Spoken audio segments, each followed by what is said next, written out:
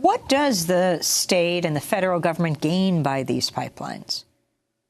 You know, They're private, right? This is a private Unless pipeline. it's Trudeau buying Kinder Morgan, right, because Kinder Morgan says they can't afford it anymore.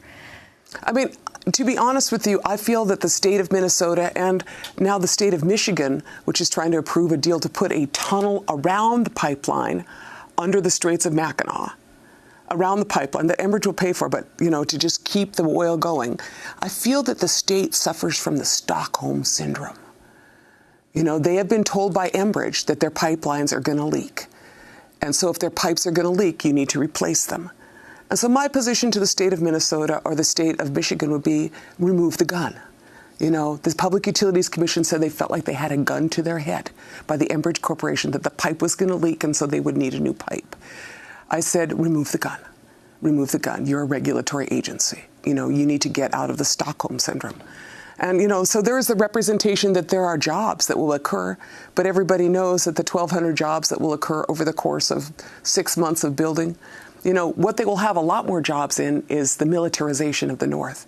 I mean, in this pipeline's case, the state of Minnesota Public Utilities Commission, when they approved the pipeline, looked to the Enbridge Corporation, a Canadian multinational corporation, and said, will you pay the police?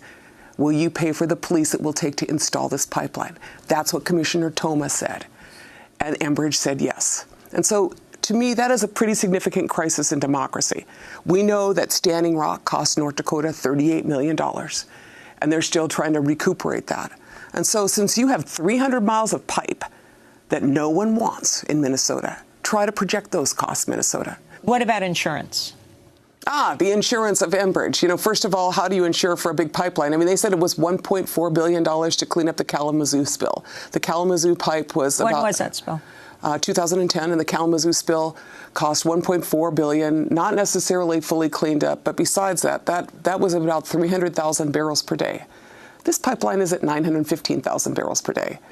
If they had a worst case, and the $1.4 billion for cleanup of the Kalamazoo spill, which went for 17 hours in not a remote location, was not considered catastrophic by the Enbridge Corporation. So what is a catastrophic spill?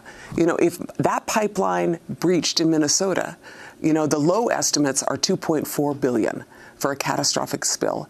A spill of the Enbridge Corporation's 50-year-old pipeline in the Straits of Mackinac, well over $6 billion. So to me, one of the questions that I have is that if you are a regulatory agency, why would you approve an insurance guarantee for lower than the price of any potential spill? And in fact, it's not in a kitty, it's in Enbridge's accounts. We would not make the assumption that there would, you know, not be more than one spill on an Enbridge line. There's a spill almost every day, it seems. And so that insurance policy, Enbridge's total insurance policy that they are holding right now in their general insurance is $940 million. And they have 17,000 miles of pipeline.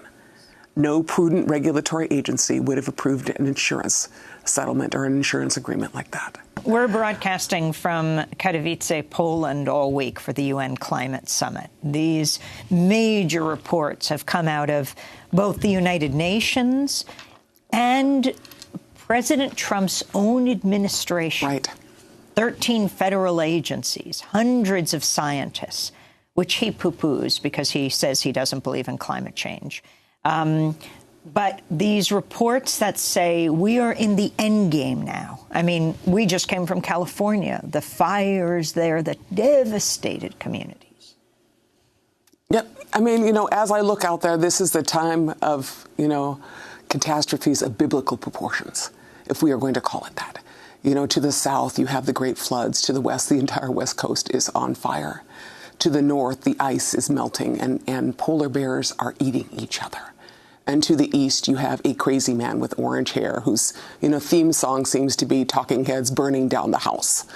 You know, I mean, I have no idea. That is catastrophe in itself, you know. And so I look out there, you know, as an Indigenous person, our prophecies talk about this time. I can tell you that. I could say, we told you so.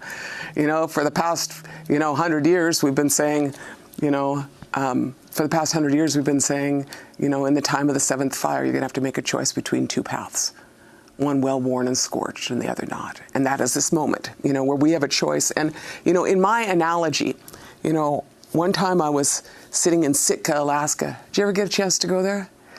Beautiful. Like sometimes you just go someplace. I was at a writer's workshop. I was in Sitka, Alaska, and I was watching, the eagles were capturing the salmon that had come in.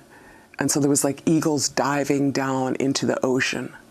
And, the salmon, and there were bears. And I looked out there and I saw this cruise ship coming in to the left of my vision. And it came in and I was like, oh, I don't like that. The cruise ship came in, and then I watched that cruise ship turn a 180 and go exactly back out. And that's basically what we got to do. We have to make the next economy. And that next economy is going to be green. That next economy is going to have people like me making decisions. I'd like to be an architect for the next economy. I didn't like the last one. Well, you ran for vice president with Ralph Nader. I did run for vice president. Are you considering electoral politics again? Well, I did just apply for an appointed position on the Minnesota Public Utilities Commission. The chair has now left, and I have announced I have submitted my application to be on the Minnesota Public Utilities Commission. I believe the governor. And in my personal opinion, in my experience, I have a lot of interest in infrastructure and public policy. I spent a whole life working on it, and I think we should have infrastructure for people, and there should be equitable infrastructure. So, that is my next position that I'm applying for. We will see how it goes. Who is the governor that will decide? Well, Waltz may decide. I think, Waltz will probably decide, although Dayton is in. And in Minnesota, what I have to say is that, we also worked to get out the vote. Minnesota had the highest record of voter turnout in a midterm election of any state. And my reservation and my community, we took our bus. We have a bus that says Stop Line 3, and we ran what we called Res Uber. We drove people to town to ride the bus. We drove people to town to vote. And we personally got a lot of people out to vote who never would have voted in this election.